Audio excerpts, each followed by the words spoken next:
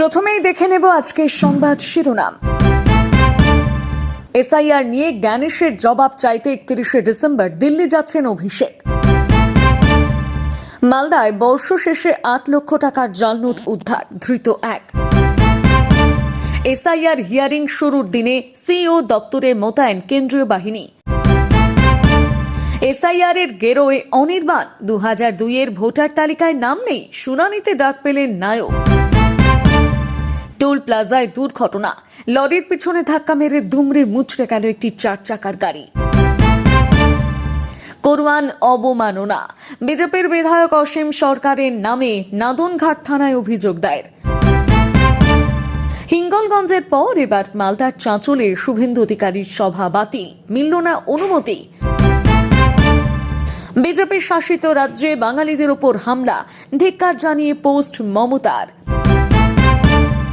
SIR hearing এর মধ্যে CEO দপ্তরে তৃণমূলের প্রতিনিধি দল।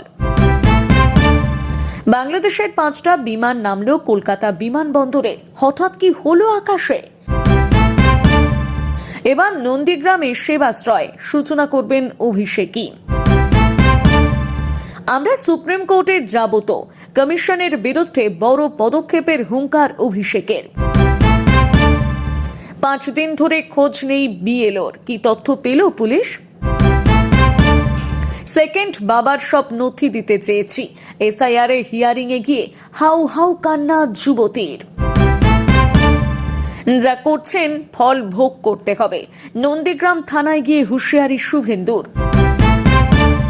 বাংলাদেশে হিন্দু নির্যাতন বন্ধ না হলে মহা বিক্ষোভের হুঁশিয়ারি দিলেন শুভেন্দু অধিকারী। 31শে ডিসেম্বর দিল্লি চলো ডাক অভিষেকের, তালিকা না মিললে নির্বাচন কমিশন ঘেরাওয়ের হুঁশিয়ারি। 26শে নির্বাচনী কৌশল নিয়ে কংগ্রেসের শীর্ষ নেতৃত্বের আলোচনা, জি রামজি আইন ঘিরে কেন্দ্রের বিরুদ্ধে পদক্ষেপ। ব্যাংকে লক্ষ লক্ষ টাকা রেখেছেন, উঠে যেতে পারে এই ব্যাংকগুলো, বড় পদক্ষেপ কেন্দ্র সরকারের, জেনে নিন এখনই। পিস্তল দেখিয়ে হোটেল মালিককে হুমকি, তোলাবাজির চেষ্টায় খড়গপুরে গ্রেপ্তার বিজেপি কর্মী। বুথে 491 ভোটারকে শুনানিতে ডাক, আতঙ্কে তেহট্ট, বিডিও অফিসে বিক্ষোভ তৃণমূলের।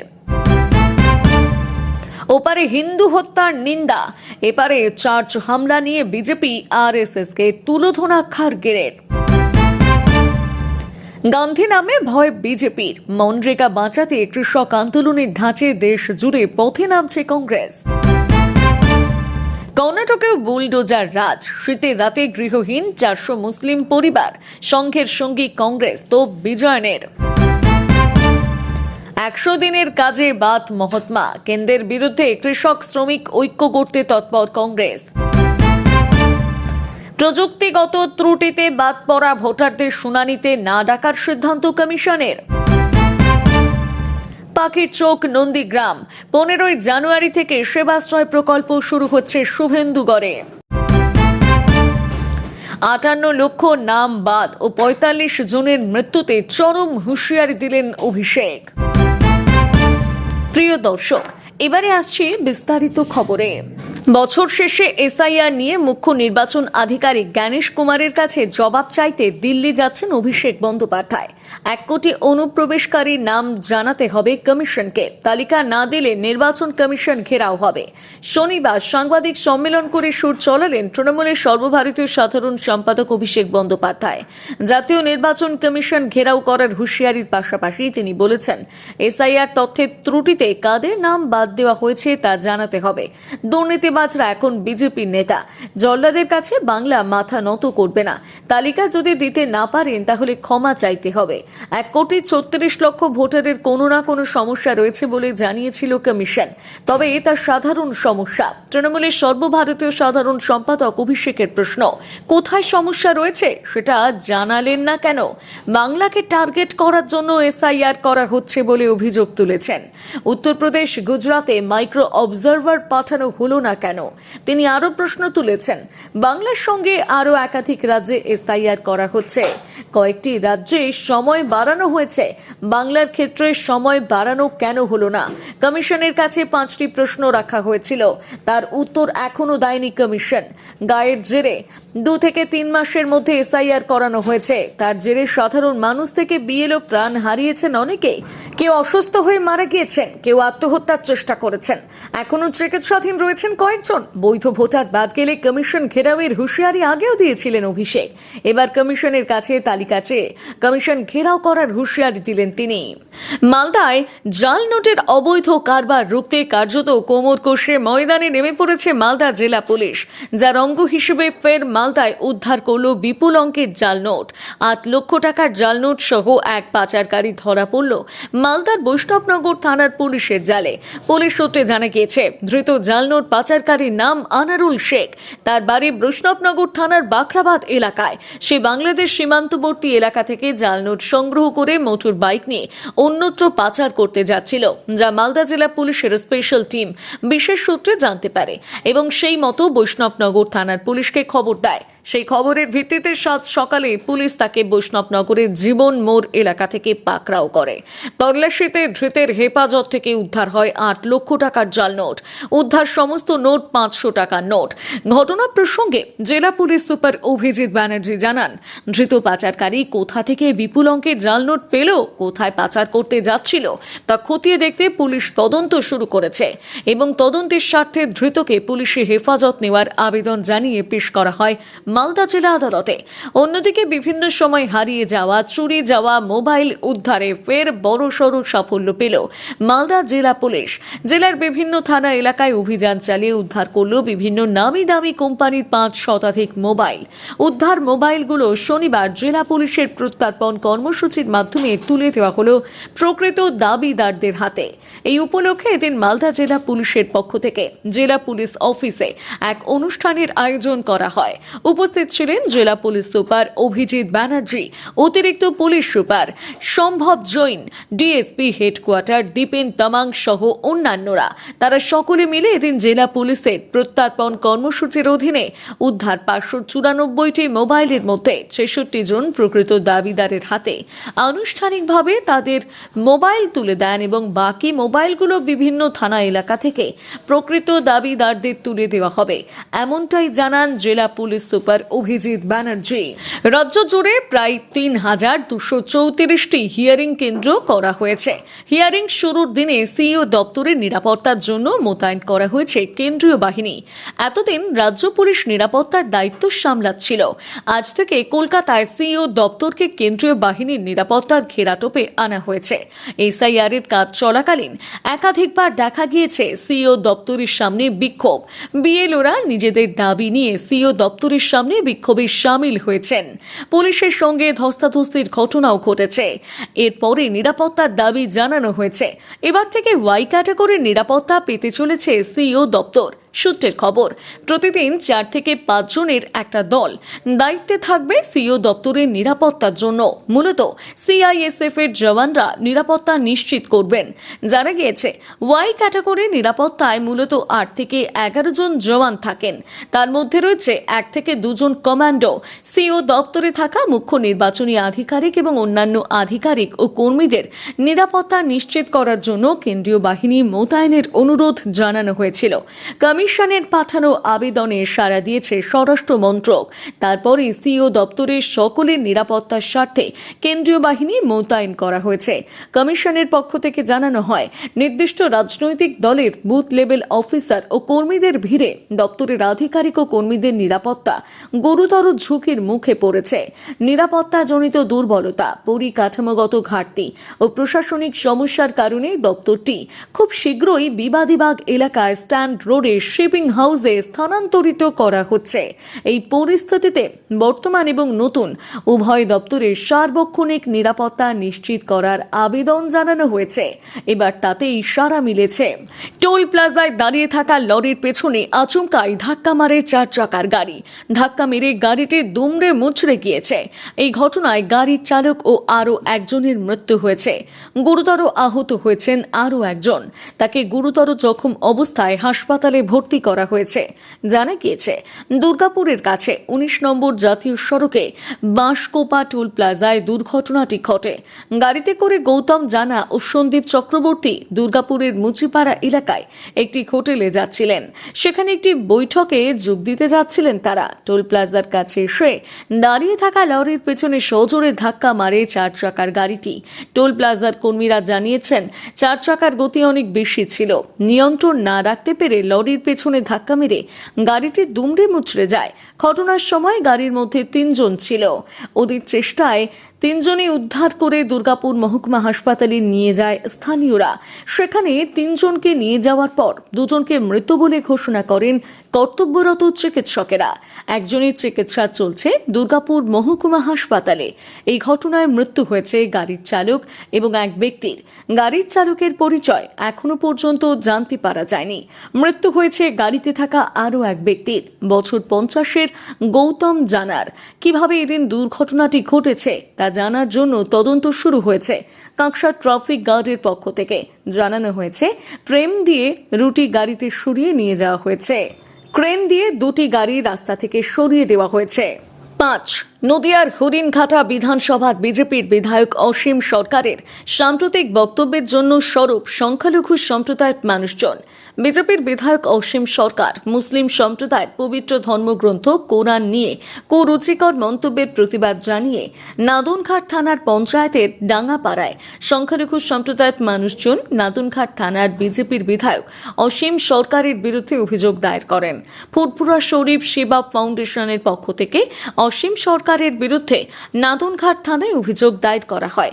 তাদের দাবি, অসীম সরকারের এই কুরুচিকর মন্তব্যের জেরে সাম্প্রদায়িক সম্প্রীতি নষ্ট হতে পারে, এলাকার অশান্তিকর পরিস্থিতি তৈরি হতে পারে, যাতে প্রশাসনের তরফ থেকে আইন অনুযায়ী বিজেপির বিধায়ক অসীম সরকারের বিরুদ্ধে পদক্ষেপ নেওয়া হয় তার দাবি জানান তারা। তাই অবিলম্বে এই মন্তব্য করার জন্য অসীম সরকারকে ক্ষমা চাইতে হবে এবং এই ধরনের মন্তব্য করা বন্ধ করতে হবে। তারা আরও বলেন, বিভিন্ন থানায় অসীম সরকারের বিরুদ্ধে অভিযোগ দায়ের করা হবে। তারা জানান, থানার পক্ষ থেকে পুরো ঘটনা খতিয়ে দেখার আশ্বাস দিয়েছেন অফিসাররা।